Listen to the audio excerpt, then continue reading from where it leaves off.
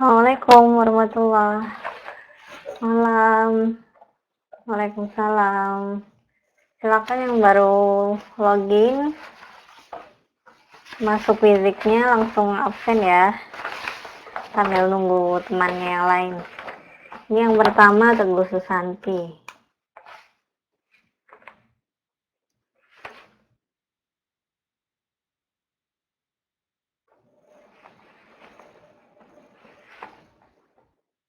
Suara saya dengar jelas ya?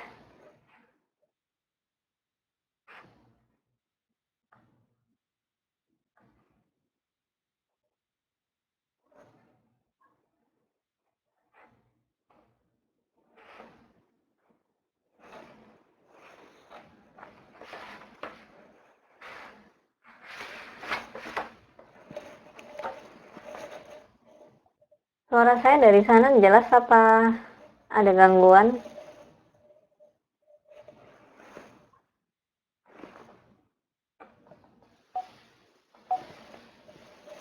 Halo, Teguh Susanti.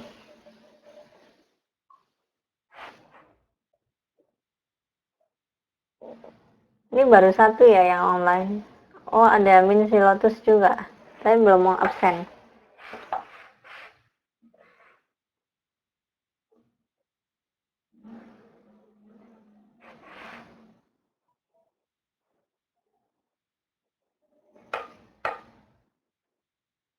Ya, Waalaikumsalam, sudah dicatat Agustus Yanti. Suara saya kedengaran jelas ya dari sana?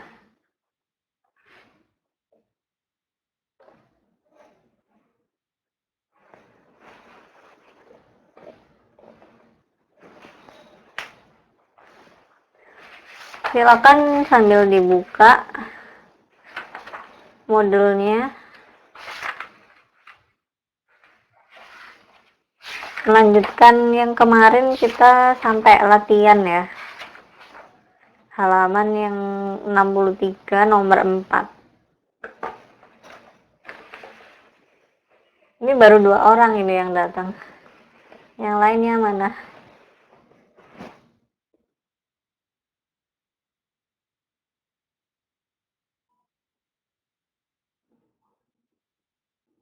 Ini suara saya dari sana jelas apa enggak ya? Kok belum ada respon? Jelas sekali ya, alhamdulillah. Baru 2 orang, kita tunggu yang lain. Sambil mungkin bisa dikerjakan latihannya halaman 63 sama 64.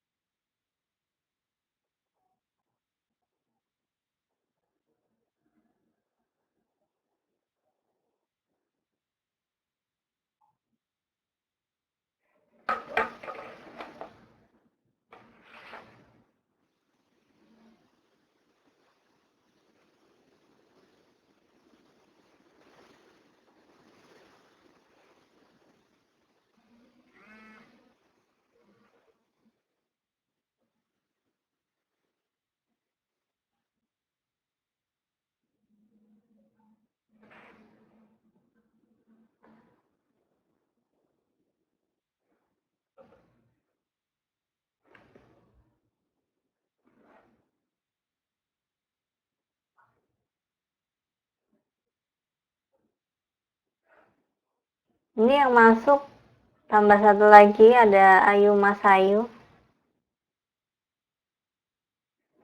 Oh, ini ada Ukwan Ami juga. Waalaikumsalam ya Ratmi. Sudah di absen.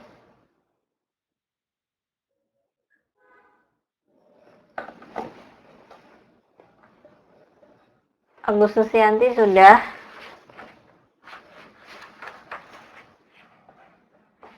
Kemarin lanjut ke latihan yang halaman 63 ya. Nomor 4. Ini baru 4 orang yang masuk kelas. Kita tunggu yang lain dulu ya. 5 menit lagi. Ya, Endang Rahayu sudah di absen. Waalaikumsalam warahmatullahi. Suara saya nggak ada ini ya, gangguan ya, jelas di masing-masing siswa.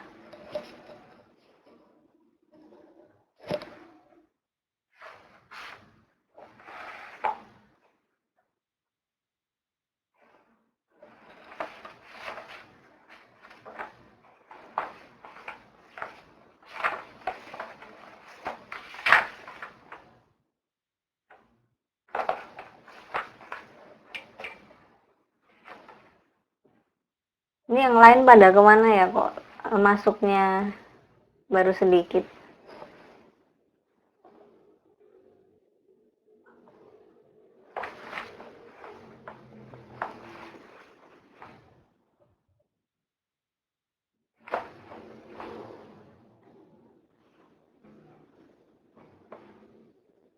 Oh, hari Ibu. Jadi ada ini ya, sibuk di tempat kerjaan masing-masing. Ada merayakan hari Ibu rata-rata.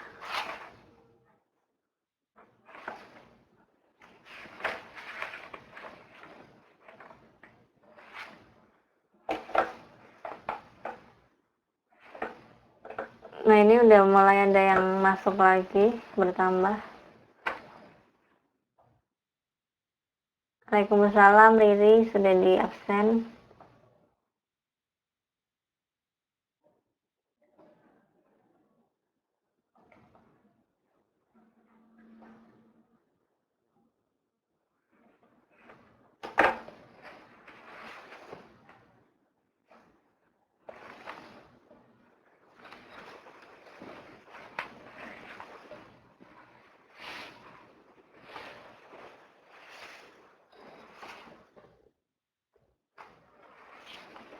Ya, Kotiah, waalaikumsalam. Malam sudah di absen juga. Baru 6 orang yang datang.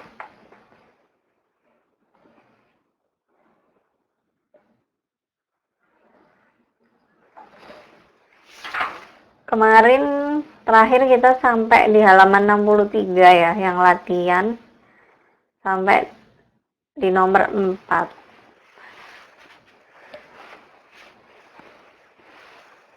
Kemudian kita tunggu ya, kira-kira teman-temannya biar pada datang dulu, kemudian kita lanjut menjawab soal pertanyaannya.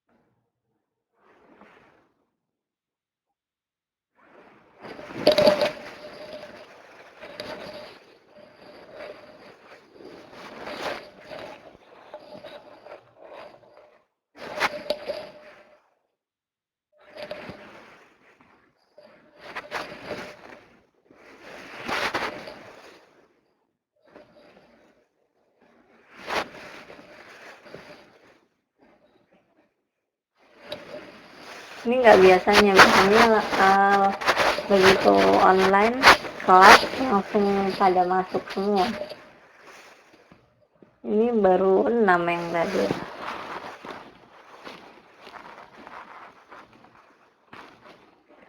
Apa kita ini duluan aja? Gimana? Tunggu dulu. Kira-kira mau tunggu berapa menit lagi nih?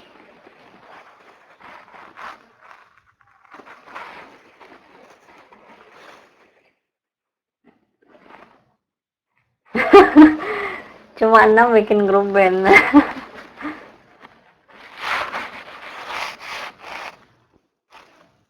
Ini si Eka baru masuk juga nih.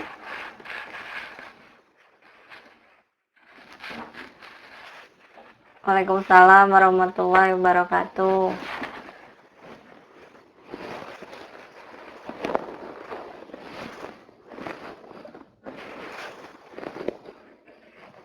Eka absennya telat 11 menit ya.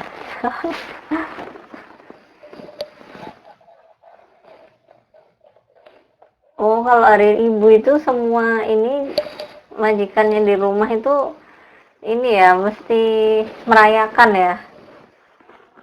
Jadi kayak wajib gitu kan. Oh ya ya, jadi sibuk ya bantu-bantu.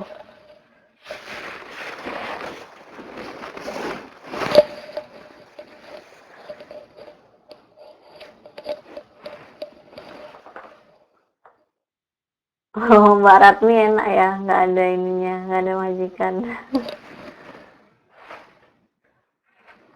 Waduh, Mbak Santi malah ini tidur seharian.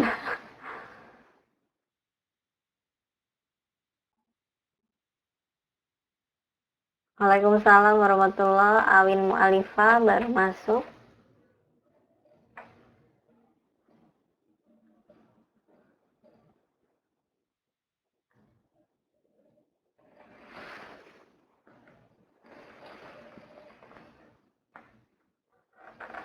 Waalaikumsalam, Risalia juga baru masuk. Ya, sudah di absen. Oh, ada yang ke pasar malam, ada yang jalan-jalan, tidur, ada yang sibuk. Wah, saya seharian makan sama tidur juga sih. Ya, ini udah 9 orang yang masuk. Gimana kita lanjut? Lanjut yang ke latihan kemarin kita sempat terhenti ya di halaman 63. Mulai aja ya. Oke. Bismillahirrahmanirrahim. Semoga pelajaran online kita kali ini bermanfaat. Silakan membaca doa masing-masing ya untuk mulai pelajaran. Nah, sekarang lanjut ke yang nomor 4. Kemarin belum ada yang baca. Siapa yang mau baca nih?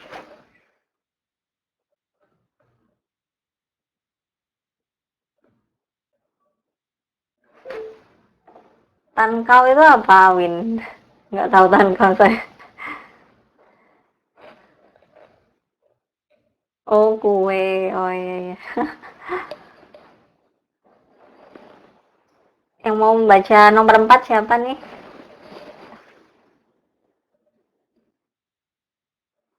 Ratni ya. Oke, saya aktifkan mikrofonnya.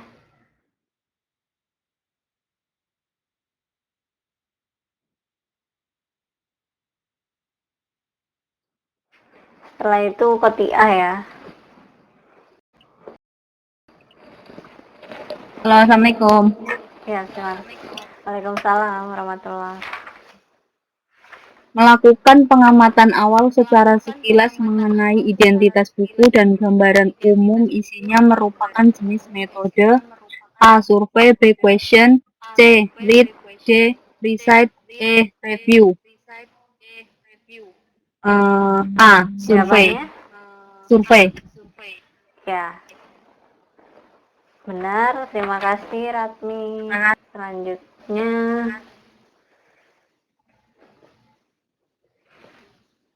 Kotiah ya. Nomor 5.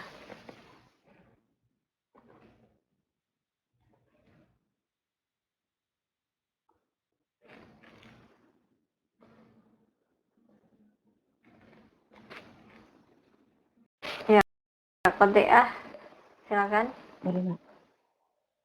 Overview merupakan salah satu upaya meringkas buku dengan cara A. Langkah awal bagi pembaca dalam menentukan tujuan membaca.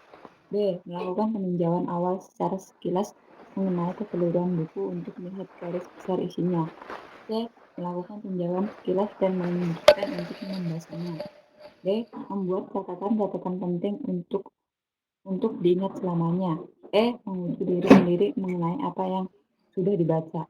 Jawabannya B. Melakukan peninjauan awal secara sekilas mengenai keseluruhan buku untuk melihat garis besar isinya. Makasih, Bu. Ya, sama-sama. Ya, jawabannya nomor 5 B ya. Selanjutnya nomor 6 Riri bisa. Mikrofonnya ini udah tak aktifkan Riri. Waalaikumsalam, Sarah baru datang. Saya absen dulu, Sarah. Ya, Riri nggak bisa. Mikrofonnya nggak bisa jalan kayaknya Riri ya.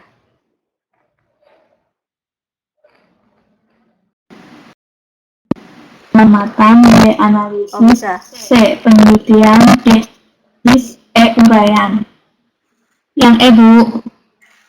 Oh ya, ini tadi yang awal ininya pertanyaannya belum terbaca, baru dengar pilihan jawabannya aja. Ayo. Diulang lagi. Oh, Untuk untuk membuktikan sesuatu kebenaran paparan dalam paragraf argumentatif, maka perlu dilakukan upaya-upaya sebagai berikut, kecuali A. Melalui pengamatan, B. Analisis, C. Penelitian, D. Sintesis, E. Uraian. Uraian, Bu. ya terima kasih Riri. Jawabannya E. Uraian. Selanjutnya minus C ya, ngacung ya.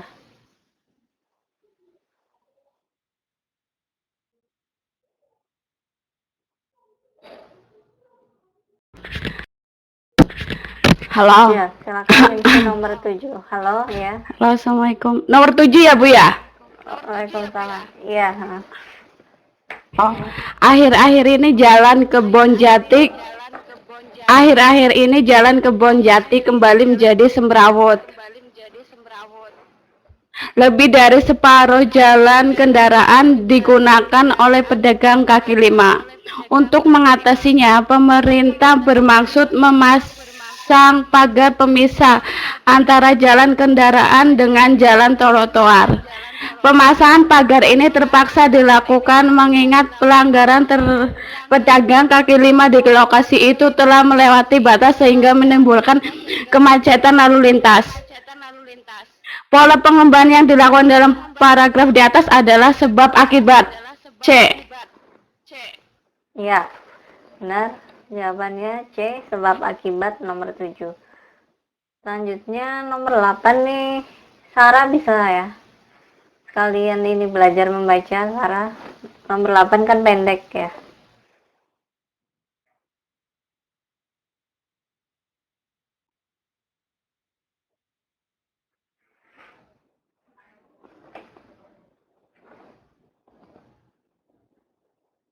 Ini yang baru datang ada Amini ya, sudah saya absen. Kemudian ada Kusnul Fatimah, sudah di absen juga. Selanjutnya ada Wiwi ya, Rahayu. Oke. Karena ini nggak bisa ini ya, bicara mic-nya. Kayaknya susah. Oh gitu, nanti dulu nomor 8. Assalamualaikum. Ya. Selamat malam. Nomor 8. Citra audio dalam puisi adalah Iya, nomor citraan 8. yang berhubungan dengan C. Indera pendengaran. Itu saya baca. B. Indra pendengaran ya. Citra audio dalam puisi adalah citraan Ya. yang berhubungan dengan C. Indera pendengaran. Ya, B. Indra pendengaran. Terima Terima kasih, Santi. Jawabannya nomor 8B. Selanjutnya Ayu Masayu nomor 9 ya.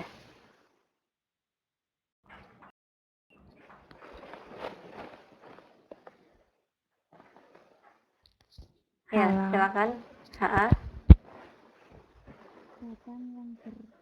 Datang yang berkabar bau Kamboja dari sepotong bumi kerabat di bukit. Makan dari bau kemenyan. Citraan yang tampak pada penggalan puisi di atas adalah penciuman. Ya, karena dari kata bau kemenyan. Terima kasih. Jawaban nomor 9E. Selanjutnya ini sudah saya absen kok, Dinda Arema sama Lala Wimi. Terus nomor 10 Risalia ya.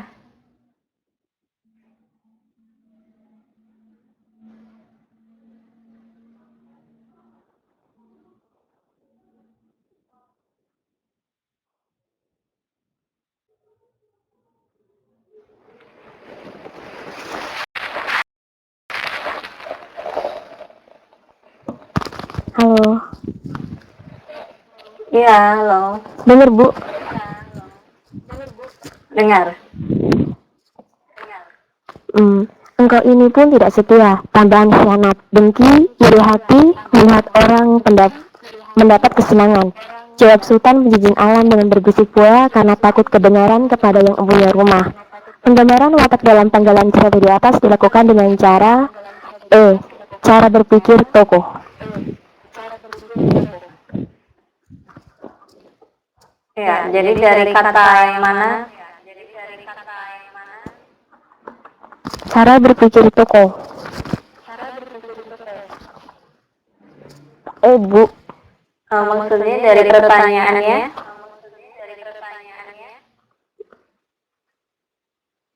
Nomor berapa sih, Bu? Nomor 10, ya benar. Terus maksudnya gimana, Bu? Maksudnya itu dari pertanyaannya itu yang menunjukkan cara berpikir tokoh itu kata yang mana?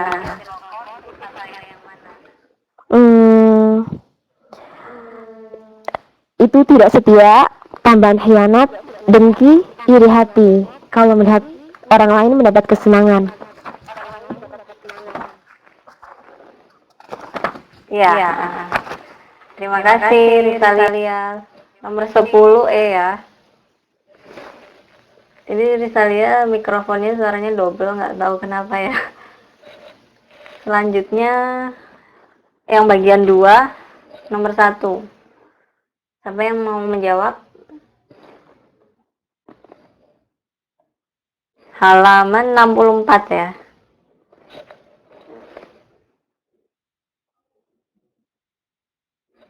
Foxball mau nomor 3. Oke. Waalaikumsalam, Siti Aminah baru datang. Sebentar saya absen dulu.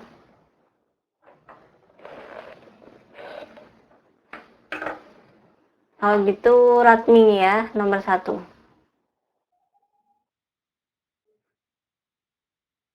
Oh, Sarah mau nomor 4 ya. Oke.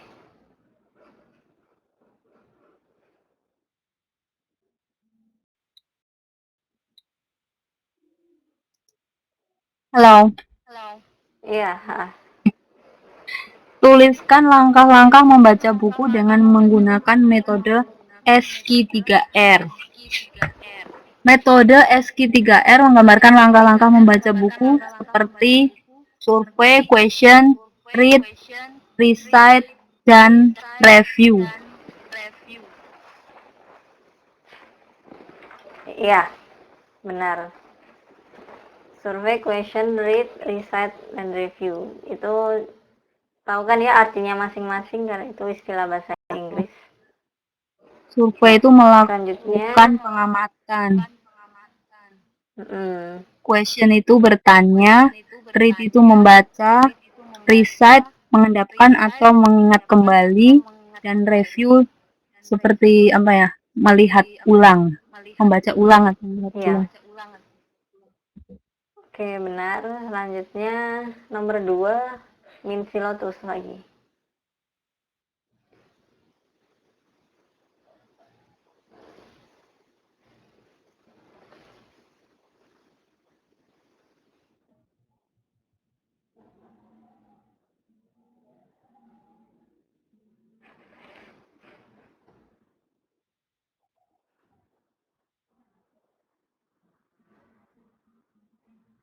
Siti, Setelah membaca secara teliti satu bab, seseorang harus berhenti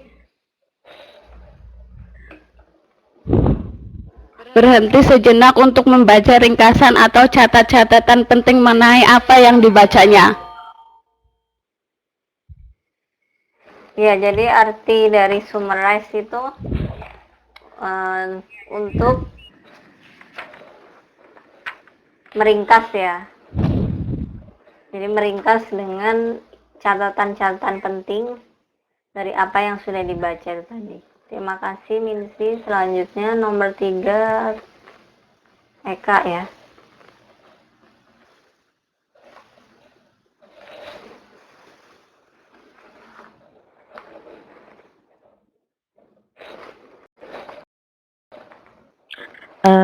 Hari ini adalah Hari Ibu yang dirayakan oleh warga Taiwan.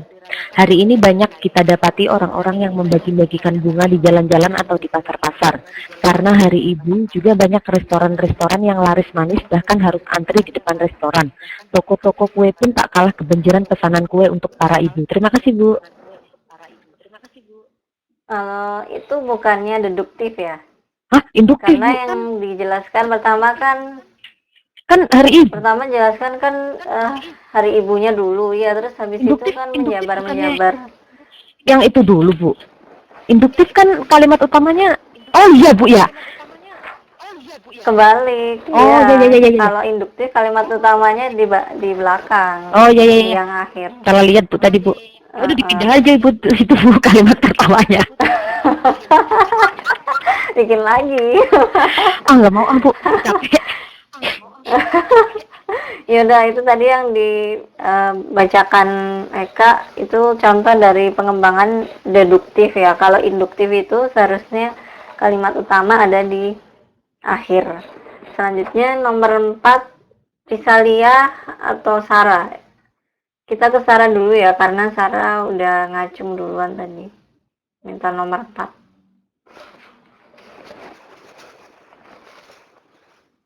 Oh, masih kerja Sarahnya. Oh ya. Ya udah, ke Risalia dulu. Tapi Risalia itu tolong ininya posisinya tolong dirubah ya. Soalnya ini suaranya di saya double. Jadi dijauhkan dari sumber elektronik yang lain.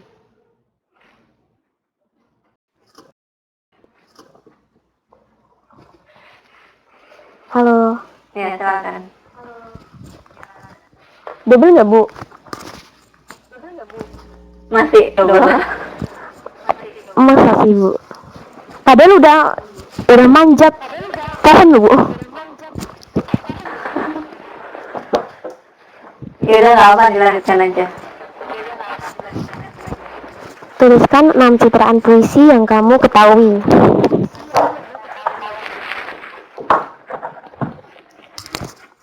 Pertama, citra visual, yaitu berhubungan indera penglihatan. Kedua, citra audio, berhubungan dengan indera pendengaran. Ketiga, citra kinesik, berhubungan dengan menggambarkan bahasa puisi seolah dapat bergerak. Keempat, citra termal atau rabaan, berhubungan dengan indera perabaan. Kelima, citra penciuman, berhubungan dengan indera penciuman. Ketujuh, citra pengecapan, berhubungan dengan indera pengecap. Makasih, Bu. Ya, ada 6 ya, bukan 7. Kebelabasan, Bu. Iya, nggak apa-apa. Terima kasih, Risa. Selanjutnya, nomor 5.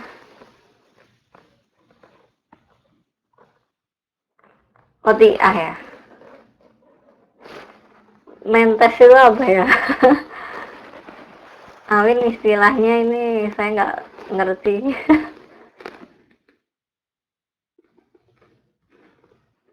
Oh, berisi. Itu bahasa apa ya? Bahasa Jawa apa bahasa apa?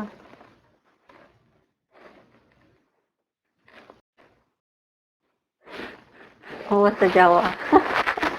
Yaudah, dilanjutkan nomor 5 Kotiah.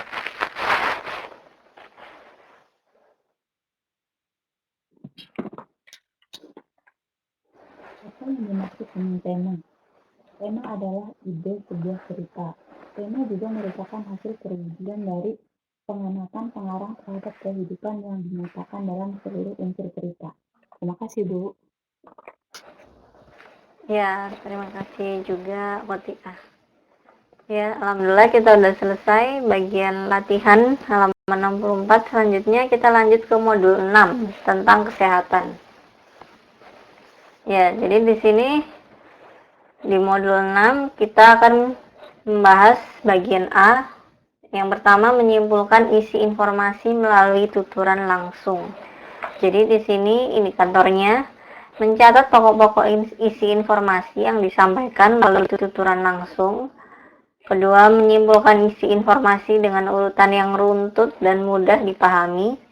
Menyampaikan secara lisan isi informasi yang telah ditulis secara runtut dan jelas.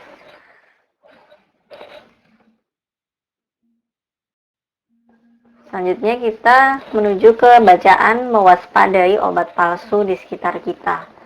Nah, di sini saya minta masing-masing orang membaca setiap 2 paragraf ya. Jadi siapa yang mau membaca duluan 2 paragraf?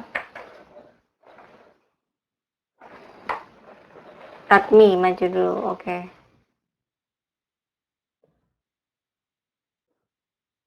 Oh, Dinda Arema. Iya, nanti gini.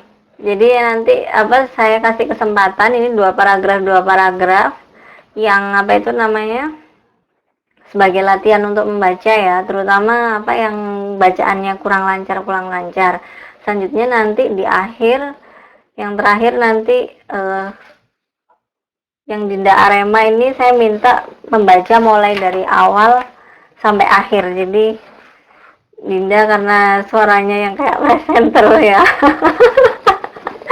Jadi kan kita nanti di tugas yang akhir mencari pokok-pokok informasi. Jadi nanti Dinda kan suaranya lebih bisa diterima kita, jadinya kita bisa ambil pokok-pokok informasi dari tiap paragrafnya di yang terakhir aja. Nah, sekarang buat yang belajar membaca, saya kasih kesempatan terutama buat Sarah ya.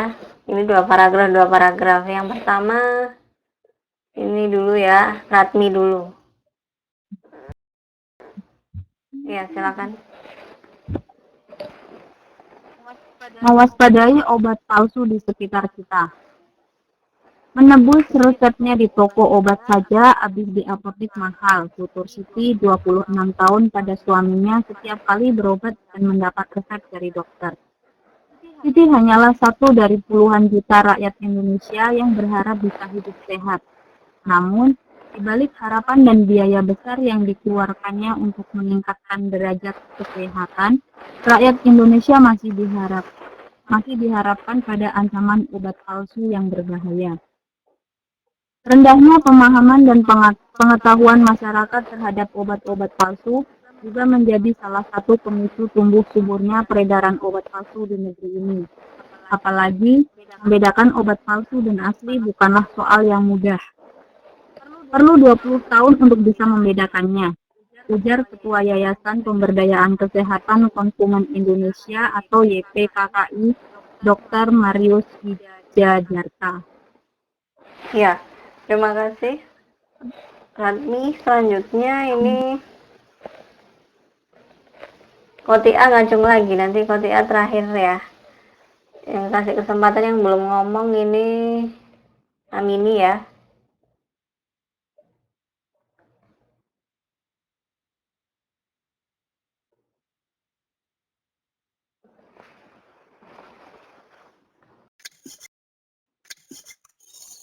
Halo. Ya, Halo, Assalamualaikum. Dengar. Dikemas dengan teknologi gratis yang kian canggih, seorang yang hanya berpendidikan rendah pun bisa memproduksi dan memalsukan obat. Permeknas nomor 242 /Menkes SK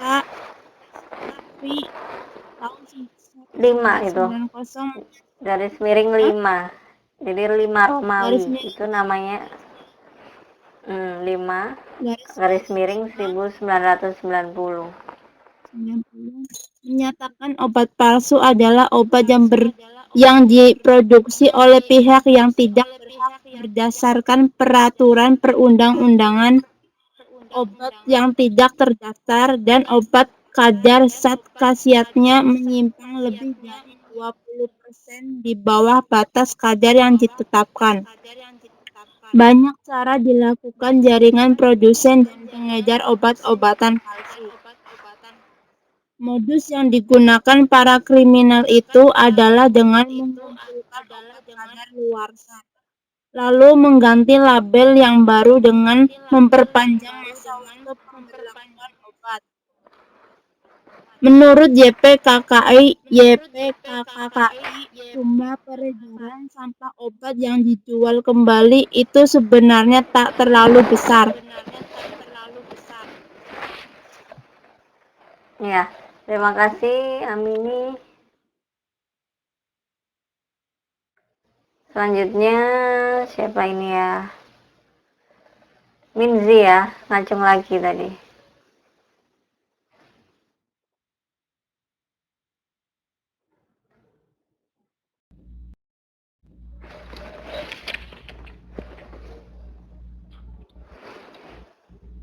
Halo Bu. Iya, halo. Oh. Ada pula yang memalsukan obat dengan cara mengemas obat generik menjadi obat bermerek. Kasus seperti ini yang paling banyak. Tutur Marius memanfaatkan kesenjangan harta antara obat generik dan obat bermerek. Para pemalsu menjual dan memasarkan obat bermerek palsu dengan harga yang jauh lebih murah. Pengacara LBH Kesehatan Nia Yuniarsi juga mengungkapkan peredaran obat palsu di Indonesia. Sudah sangat mengkhawatirkan. LBH Kesehatan sinyalir peredaran obat palsu banyak ditemukan di sentra-sentra pasar obat murah, seperti di Pasar Pramuka, di kawasan bisnis Glodok, serta pedagang obat kaki lima yang tersebar di pinggir jalan.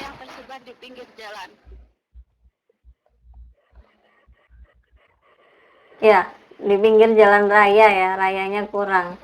Terima kasih Minzi, bacanya cepat sekali, kayak dikejar kucing. Selanjutnya tadi yang udah ngajung Kotiah ya, lagi ke Kotiah. Oh, ini ya Bu ya. Nggak apa-apa, karena nggak ada yang ngacung yang lain. Untuk menghindari obat palsu, maka sebaiknya konsumen atau pasien saat berobat lebih baik meminta resep obat generik saja. Berdasarkan Undang-Undang Nomor 8 Tahun 1999 tentang Perlindungan Konsumen, setiap pasien mempunyai hak untuk didengar dan memiliki hak memilih. Dengan begitu, harga obat bisa terjangkau dan bisa lebih terhindar dari pemakaian obat palsu.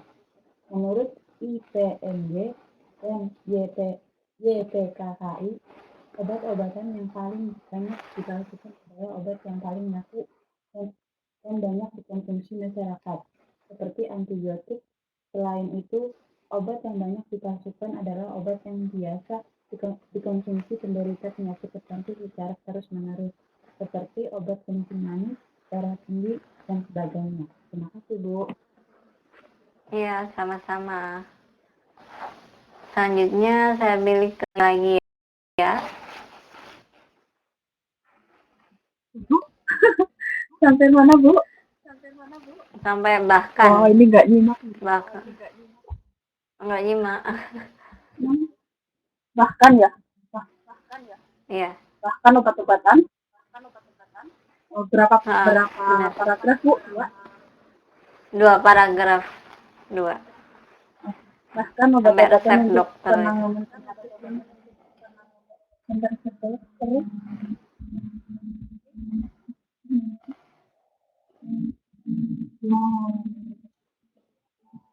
Bahkan obat-obatan untuk penanganan penyakit yang emergensi pun tak luput dari pemalsuan. Bayangkan, orang yang gagal jantung kemudian mengkonsumsi obat palsu, maka dipastikan nyawanya akan melayang.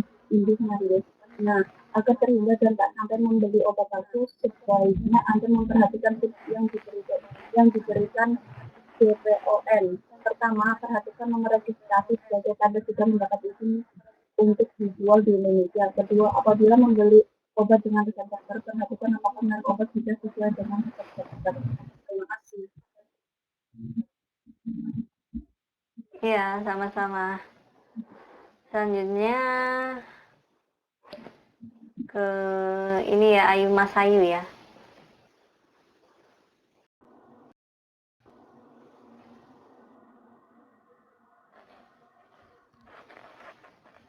Halo. Iya, Agar lebih aman dan terjamin, sebaiknya Anda menebus resep obat di apotik. Meski tak ada jaminan 100% obat yang dijual di apotik asli, namun pengawasan terhadap apotik dilakukan secara ketat. Akan sangat berisiko bagi apotik bila sampai menjual obat palsu, tutur Direktur Eksekutif Asosiasi Produsen Farmasi Internasional (IPMG), Parulian Simanjuntak.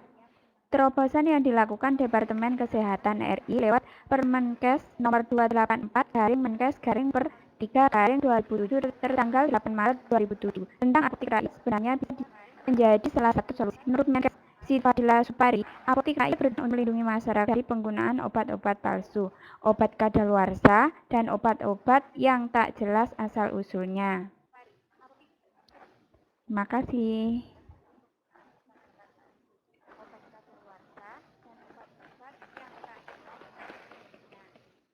Oke, terima kasih.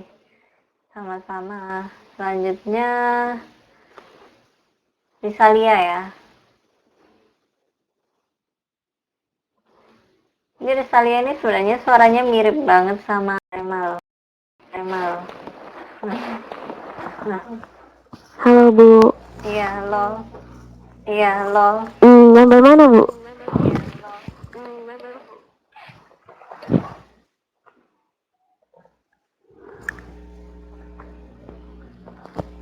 Bu. Ya, sampai seluruh rakyat tentunya. Oh.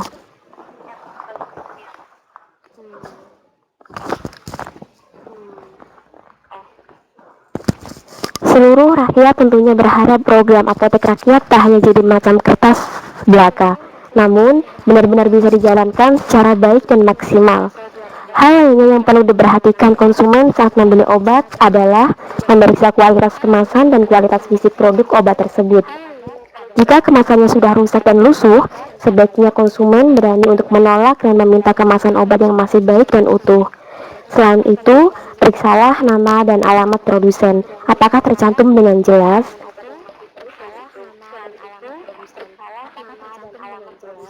Ya, terima kasih Lisa. Terima kasih Bu. Oke, sama-sama. Selanjutnya paragraf selanjutnya pilih ini ya, Awin aja ya.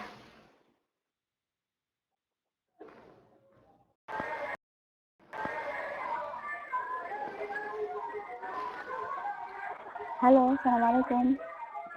Ya, Waalaikumsalam. Sebelum meminum obat, jangan lupa untuk membaca indikasi, aturan pakai, peringatan, kontraindikasi, efek samping, cara penyimpanan, dan semua informasi yang tercantum pada kemasan. Jangan lupa pula untuk meneliti dan melihat tanggal kadaluarsa. Jika dalam tanggal kadaluarsa terlihat hal-hal yang mencurigakan, seperti tempelan, konsumen harus waspada.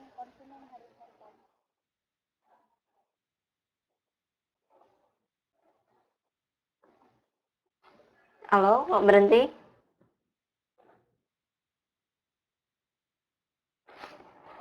Awin. Selanjutnya. Oh, putus koneksi.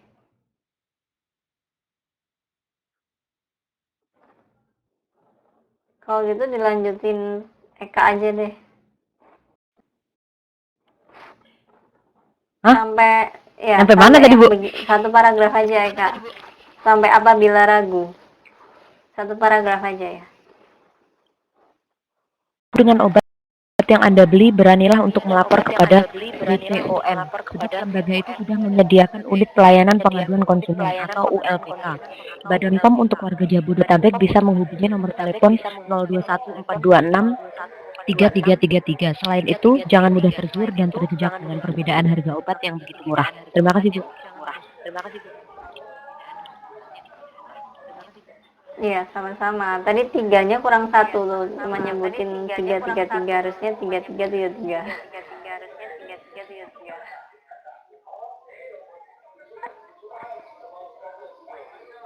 Selanjutnya ini paragraf terakhir Sarah aja ya. Kalian belajar.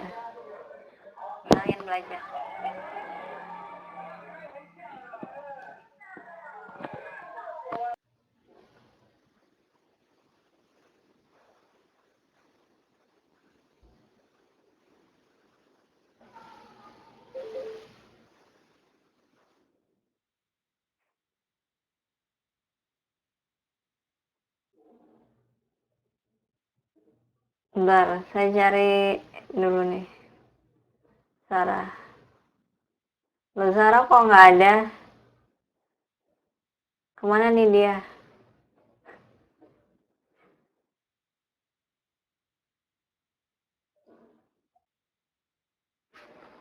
Si Wawat baru masuk ya.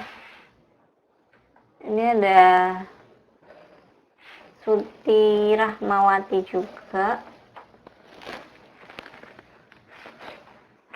Selanjutnya yang baru masuk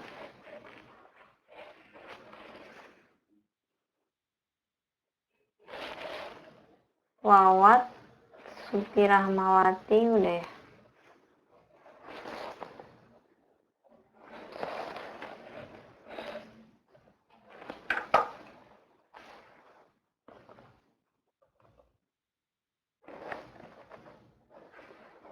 Sampai halaman 67. Kalau gitu Wawat aja ya yang baca yang paragraf terakhir.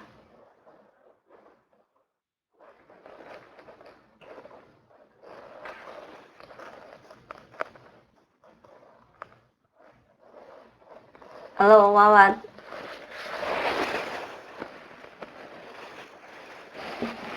Ini mikrofonnya udah tak aktifkan.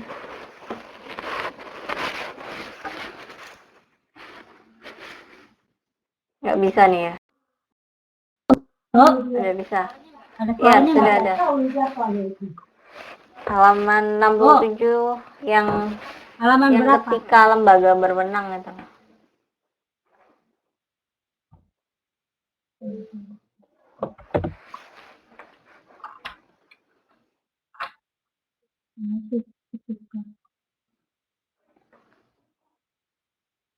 Beta, Bu, memberikan kritik terhadap informasi dari media massa. Bukan. Yang ketika lembaga berwenang paling atas sendiri.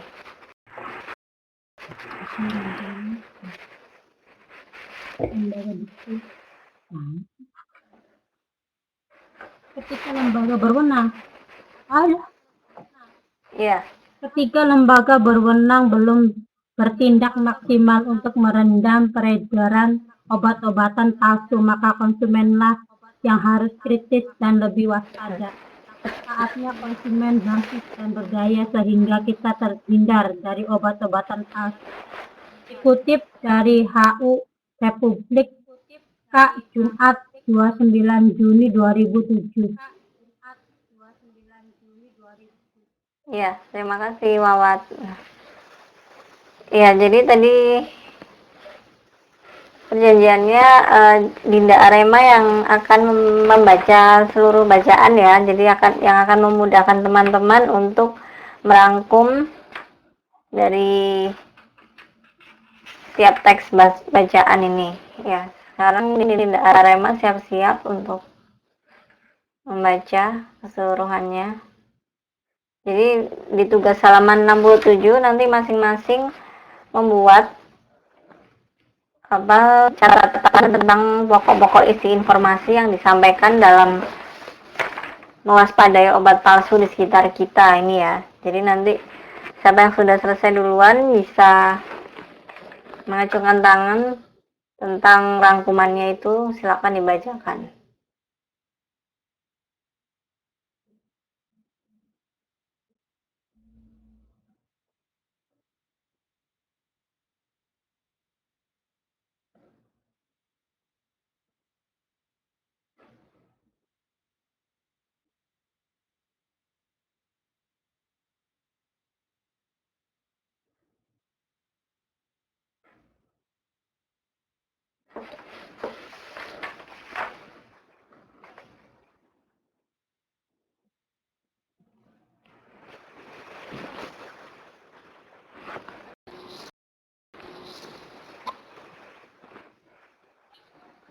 Halo, Iya,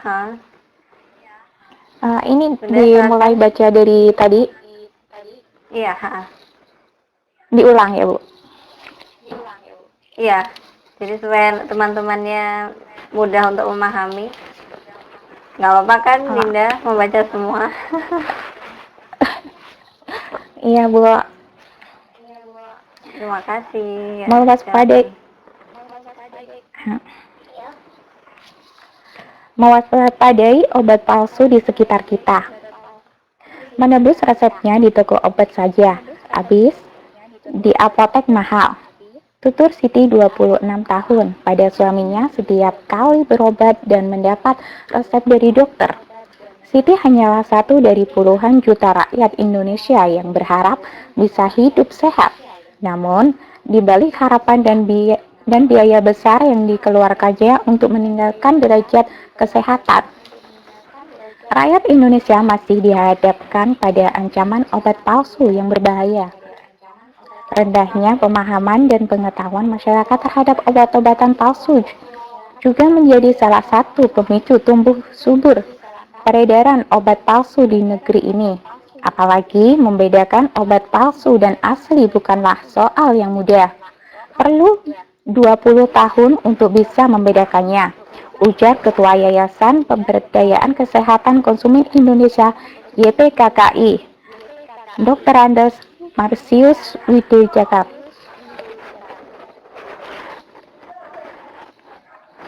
Dikemas dari teknologi gratis yang kian canggih, seorang yang hanya di pendidikan rendah pun bisa memproduksi dan memalsukan obat. Permenkes nomor 24 garis miring Menkes garis miring SK garis miring X garis miring 1990 menyatakan obat palsu adalah obat yang diproduksi oleh pihak yang tidak berhak berdasarkan peraturan perundang-undangan obat yang tidak terdaftar, dan obat yang kadar zat khasiatnya menyeimbangkan lebih dari 20% di bawah batas kadar yang ditetapkan.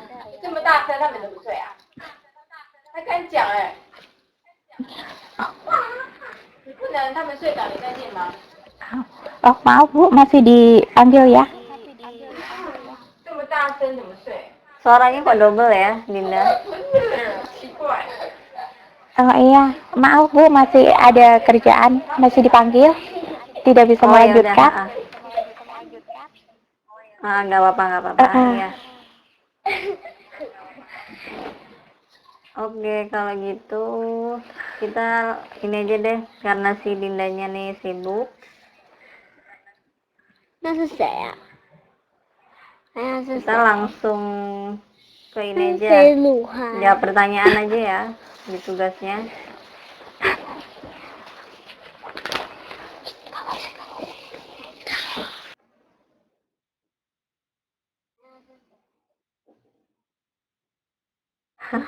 Ini selesai.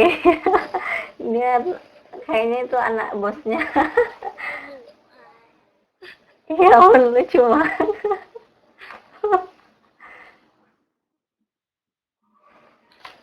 Kok nggak bisa dimatikan? Tunggu. Oh, ini Agustina baru datang ya. Bentar, saya absen dulu Agustina.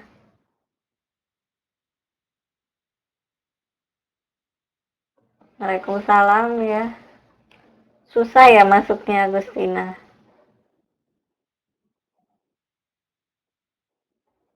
Kok aneh ya, masuknya susah banget.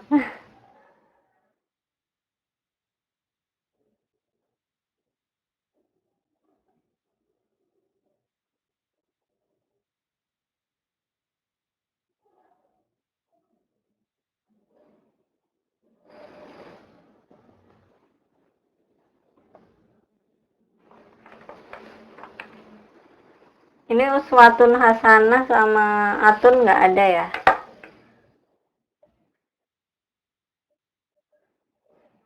Oke, selanjutnya tadi yang udah selesai nomor 1 Ratmi ya.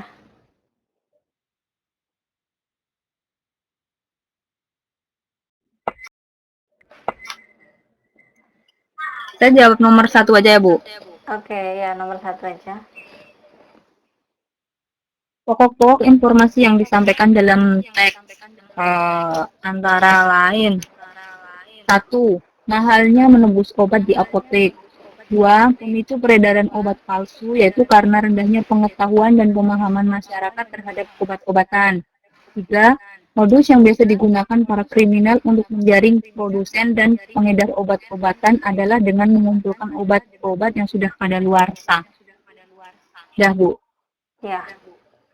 Oke, terima kasih Ratmi.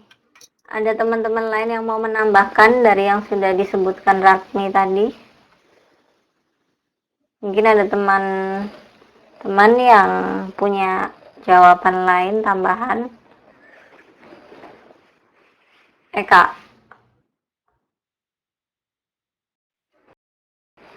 Jawab nomor 1 dulu ya, Kak. Tambahannya apa? Permenkes. Iya, Bu. Permenkes nomor 242 strip Menkes strip SK strip V strip 1990 menyatakan obat palsu adalah obat yang diproduksi oleh pihak yang tidak berhak berdasarkan peraturan perundang-undangan. Mikrofonnya udah Iya, Bu. Iya, halo. Dengar kan, Bu?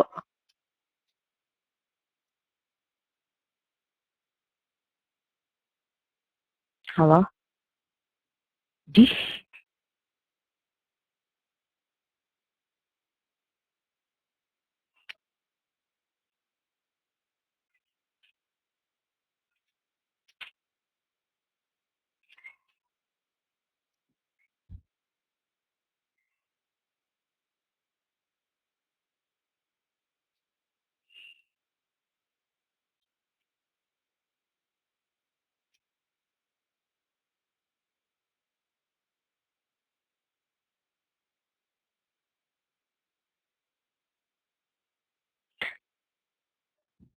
Nyanyi apa, Sah?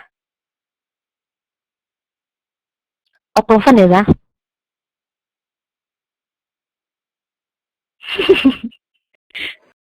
Tahu banget lo minta oplosan. Ya, assalamualaikum. Maaf tadi ini nggak tahu kenapa tiba-tiba keluar sendiri. Ya, ayo lanjutkan. Eka nomor 1. Permenkes nomor 242 strip Menkes strip SK strip V strip 1990 menyatakan obat palsu adalah obat yang diproduksi oleh pihak yang tidak berhak berdasarkan peraturan perundang-undangan, obat yang tidak terdaftar, dan obat yang kadar zat khasiatnya menyimpang lebih dari 20% di bawah batas kadar yang ditetapkan.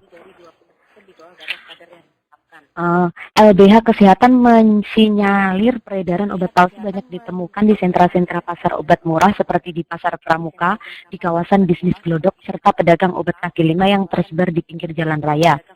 Berdasarkan Undang-Undang Nomor 8 Tahun 1999 tentang Perlindungan Konsumen, setiap pasien mempunyai hak untuk didengar dan memiliki hak memilih. Menurut IPNG dan YPKKI, obat yang paling banyak dipalsukan adalah obat yang paling laku dan banyak dikonsumsi masyarakat seperti antibiotik. Selain itu, obat yang banyak dipalsukan adalah obat yang biasa dikonsumsi penderita penyakit tertentu secara terus-menerus seperti obat kencing, manis, darah tinggi, dan sebagainya. Terobosan yang dilakukan Departemen Kesehatan RI lewat Permenkes nomor 284 strip Menkes strip per strip 3 strip 2007 tertanggal 8 Maret 2007 tentang apotek rakyat sebenarnya bisa menjadi salah satu solusi. Ya, ada lagi Bu, ini Bu. Sebab lembaga itu sudah menyediakan unit layanan pengaduan konsumen ULPK Badan POM. Untuk warga Jabodetabek bisa menghubungi nomor telepon 021-426-3333. Udah, Bu. Kasih. Ya, terima kasih Eka. Itu tadi sebenarnya udah langsung jawaban nomor 3 ya. Jadi hasil kesimpulan, karena kalau nomor 1 pokok-pokok isi informasi tadi lebih benar yang disampaikan Ratmi. Ya, selanjutnya kalau gitu kita lanjut ke yang bagian B aja ya. Sini bagian B kita akan belajar memberikan kritik terhadap informasi dari media massa. Jadi indikatornya mendata informasi dari sebuah artikel dengan mencantumkan sumbernya. Kedua, merumuskan pokok persoalan yang menjadi bahan perdebatan umum di masyarakat, yaitu apa isunya, siapa yang memunculkan, kapan dimunculkan, apa yang menjadi latar belakangnya, dan sebagainya. Dan ketiga, memberikan kritik dengan disertai alasan. Nah, jadi di masa yang sudah semakin pesat perkembangan teknologinya ini, rasanya akan tertinggal jika kita duduk diam tanpa peduli pada apa yang sedang terjadi. Semua informasi tentang peristiwa yang sedang bergulir saat ini sangat mudah didapat. Kita tidak perlu lagi bersusah payah mencari tahu pada orang lain, atau lebih parahnya lagi kita mencari tahu dengan tidak tahu kemana harus mencarinya. Semua informasi tentang apa yang terjadi di negara kita, bahkan di dunia, dapat diperoleh lewat media massa, contohnya surat kabar atau koran. Informasi tersebut banyak ragamnya, mulai dari berita politik, berita ekonomi, berita olahraga, seni, budaya, dan masih banyak lagi yang lainnya. Dan perlu diperhatikan bahwa tulisan-tulisan yang terdapat di surat kabar itu bukanlah fakta, tetapi fakta yang telah ditafsirkan. Jadi wartawan di sini sebagai penulisnya melihat peristiwa, kemudian dia merekam dan ditulis berdasarkan penafsiran mereka sendiri. Maka dari itu, kita selaku pembaca harus selektif dan berpikir kritis terhadap tulisan-tulisan surat kabar tersebut ataupun media massa yang lainnya. Dan pada bagian ini kita akan belajar membahas isi berita dan surat kabar, kemudian memberikan tanggapan terhadap apa yang sudah kita baca. Kemudian tentang diskusi. Di sini diskusi merupakan salah satu sarana untuk memecahkan masalah. Dan proses diskusi ini yaitu bisa bertukar pikiran, memberikan saran, mengkritik, atau mensetujui pendapat. Orang yang terlibat dalam diskusi ini yang pertama yaitu penyaji, orang yang presentasi, yang memberikan suatu sajian di depan dan dia berbicara untuk menguatkan argumennya. Kemudian orang kedua disebut moderator, di sini yang memimpin diskusi. Jadi dia yang berhak memberhentikan penyaji dan berhak menunjuk siapa yang akan bertanya atau menanggapi dari pernyataan si penyaji tersebut. Kemudian ada notulis. Dia mencatat jalannya diskusi tentang apa saja pertanyaan, kemudian bagaimana jawabannya, ditulis, direkam semua oleh notulis itu tadi. Selanjutnya ada audiens, di sini peserta dalam diskusi tersebut. Jadi audiens ini nanti terlibat dalam jalannya diskusi. Audiens bisa memberikan saran, mengkritik, bertanya, atau menyetujui pendapat apa yang sudah disampaikan oleh si penyaji tadi. Selanjutnya kita beralih ke tugas halaman 68. Nah, di tugas halaman 68 ini kan tugasnya membuat kelompok. Nah, karena kita tidak memungkinkan untuk membuat kelompok, jadi saya minta masing-masing siswa mencari satu berita yang sedang hangat dibicarakan. Boleh dari internet, TV, atau koran, atau radio, apapun. Dan jangan lupa mencatat daftar judul berita tersebut, kemudian sumber berita, dan garis besar intinya berita tersebut apa. Jika sudah selesai duluan, bisa diskusikan bersama-sama. Saya kasih waktu 10-20 menit mulai dari sekarang. Ini bukan PR ya.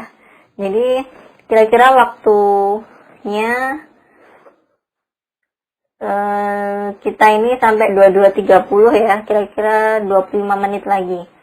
Jadi silakan sekarang yang berhadapan dengan laptop bisa browsing, atau yang sedang menonton TV majikannya juga bisa sambil mendengarkan.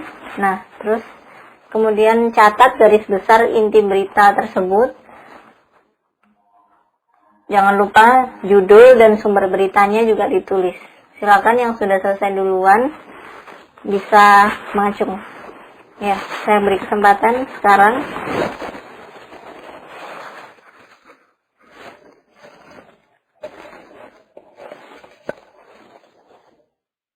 Beritanya bebas, boleh berita dunia atau berita di Indonesia ataupun berita di Taiwan. Satu saja ya. Cuman beritanya ini yang sedang hangat dibicarakan ya, jangan berita yang lama-lama. Contohnya misal kalau di Indonesia sekarang kan kasus yang lagi in itu kasus pelecehan anak, seperti itu. Atau kalau dari politik, mungkin koalisi partai, seperti itu. Suaranya hilang, masa?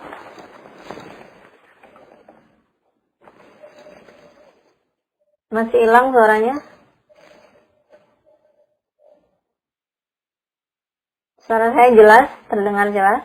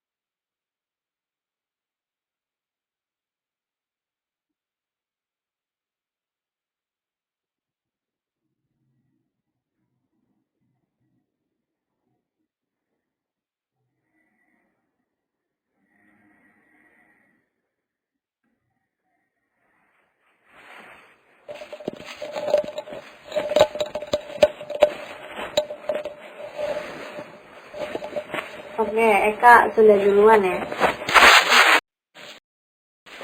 Silakan kalau gitu Eka menyampaikan hasil pencarian beritanya. Oh ya Bu, ini judulnya Rossi yakin Marquez akan habiskan karir bersama Honda. Sumber infonya sportfu.com. Di post pada 7 Mei 2014.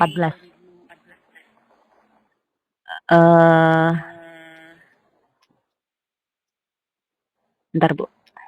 Ya, intinya Valentino Rossi mengakui jika dirinya tidak akan terkejut bila mana juara bertahan MotoGP Marc Marquez menghabiskan seluruh karirnya bersama Honda. Terlebih setelah Marquez berhasil memenangi 4 laga berturut-turut dengan Honda di awal musim ini. Rossi yang mengawali karir bersama Yamaha pada tahun 2003 merasa bahwa terlalu banyak keuntungan yang diberikan melalui motor Honda yang bisa menciptakan prestasi yang tak ternilai harganya. Berbeda sekali dengan tahun 2011 ketika Rossi mengambil alih sebagai pembalap Ducati. Rossi mengaku mengalami sukses instan dengan Yamaha. Juara pertama dari 4 kejuaraan dunia bersama YZF-M1. Ini adalah pilihan yang besar bagi saya untuk pergi ke Yamaha. Saya pikir setiap pembalap yang memiliki cerita yang berbeda, karir yang berbeda dan perasaan yang berbeda. Saya pikir Marquez bisa membalap untuk Honda dalam seluruh karirnya jika dia merasa baik, kata Rossi. Sudah Bu. Makasih. Ya. Terima kasih. Jadi topiknya Foxball ini tentang olahraga MotoGP. Selanjutnya yang kedua ada misi Lotus juga sudah selesai. Ya, silakan dibaca. Berita tentang itu Bu, apa pesawat MH370. Ya, silakan.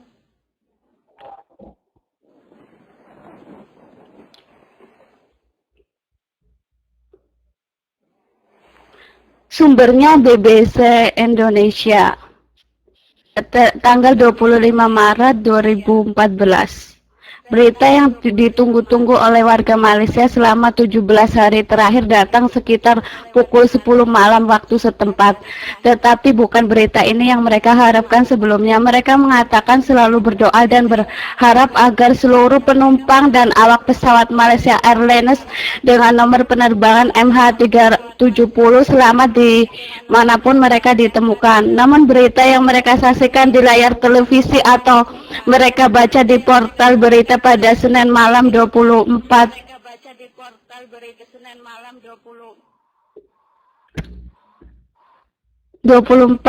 03 menghancurkan harapan mereka. Sejumlah warga Malaysia menyatakan terkejut setelah pesawat Malaysia Airlines yang hilang selama 17 hari belakangan dinyatakan berakhir di Samudra Hindia.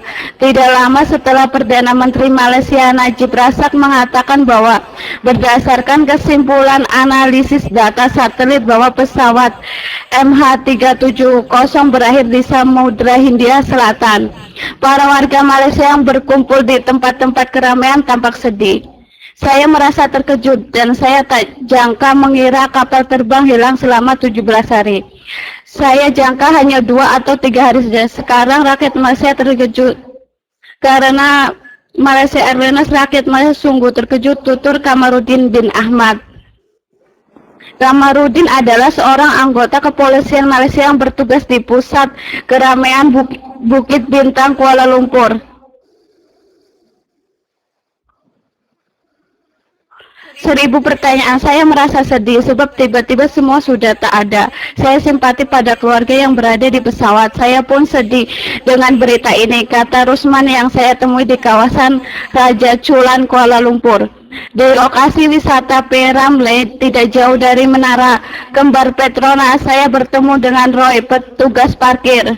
Kita sudah lama tunggu pencarian. Kita tunggu keputusan hasil akhir. Memang kita sedih dan kita menunggu apa yang terjadi pada penumpang, ungkapnya. Dalam pernyataan, Malaysia Airlines mengatakan, dengan sangat menyesal kami harus mengasumsi bahwa tidak diragukan lagi MH370 hilang dan bahwa tak seorang pun di dalamnya bertahan hidup. Meskipun sudah diumumkan bahwa pesawat berakhir di Samudra Hindia Selatan, Yop, seorang penduduk di kawasan Batu Kanves, Selangor, mengatakan masih terdapat 1.000 pertanyaan yang belum terjawab. Di antaranya ialah kenapa kapal terbang sampai di lautan Hindia, padahal ia semestinya menuju Cina ke utara, bukan ke selatan, tanya Yop. Bangsa kita berduka, semuanya berduka atas kehilangan tragis ini. Saya berduka, saya berempati, tetapi pada saat sedih ini kita harus kuat dan melanjutkan hidup, kata warga lainnya, Charles Kok Cheng. Sementara itu, media televisi Malaysia langsung mengganti judul liputan dari doa MH370 menjadi tragedi MH370. Para penyiar tampak sendu ketika menyampaikan perkembangan berita terkini. Stasiun-stasiun televisi nasional yang dikendalikan oleh pemerintah baru sebatas menyiarkan apa yang diumumkan pemerintah. Udah, Bu. Sebatas menyiarkan apa yang diumumkan pemerintah. Sudah? Iya.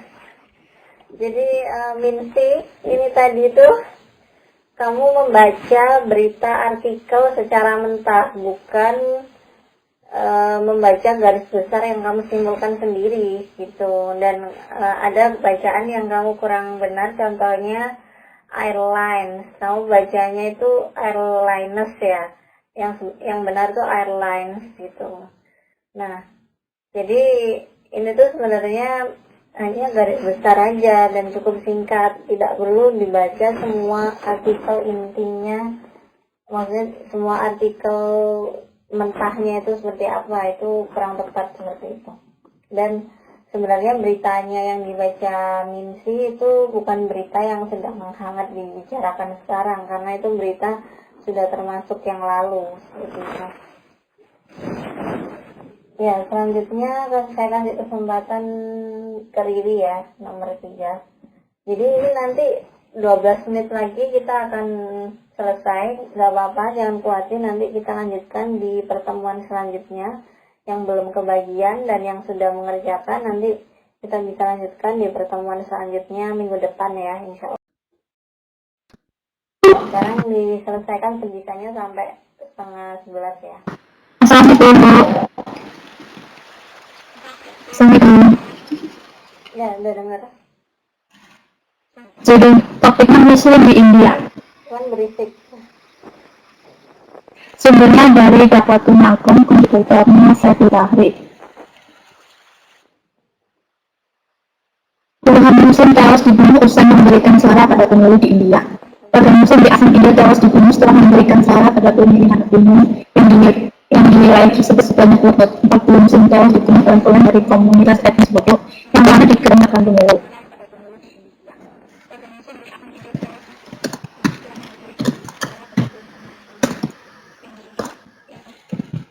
Halo, suaranya nggak jelas, Riri.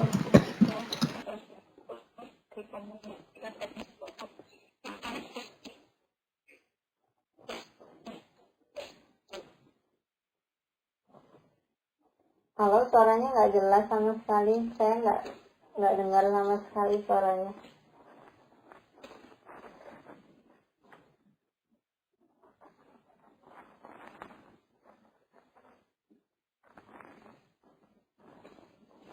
Kalau gitu ke Zikna aja ya, Siti Ramawati.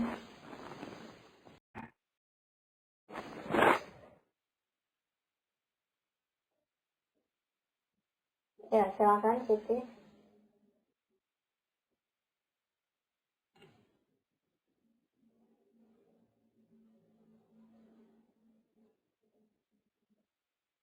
Halo, Siti. Mikrofonnya udah tak nyalakan?